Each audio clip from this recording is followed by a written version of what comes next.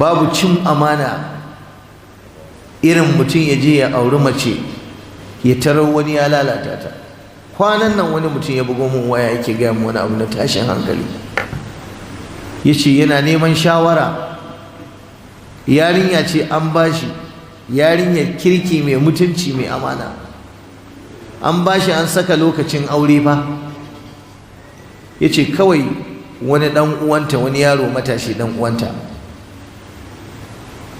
yana fa shiga gidansu, ya ɗauke ta a mota ya ce za su je wani guri, za su je unguwa. Irin wannan ɗabi'ar da muke yi, mu ɗauki yaranmu 'yan mata mu haɗa su da ko wasu ƙannenmu ko wani ƙannen matansu ko ƙannen iyayensu ko wani irin wannan dai yardar da ake yi. Ya ɗauki yarinya ya tafi da ita, ya je ya kai ta wani guri, ya kai ta wani gida, sai da ya gama lalata ta ya dawo da ita. Yarinya na duka bata wuce sati kaza a yi aurenta ba, bata taɓa sanin namiji ba sai akan wannan mutumin, kuma ɗan gida. A'a kanin mahaifiyarta, a'a yayan mahaifiyarta, a'a kanin babanta, a'a babbanta, a'a waye ɗinta. Wallahi lazim yarinyar bata saba ba, ta san abun ba, dan haka ta zo tana kuka. Matashin wanda zai aure ta din ya zo, ta tausaya masa, ta ce gaskiya za ta gaya masa gaskiya akwai abin da aka yi da bata ji daɗi ba.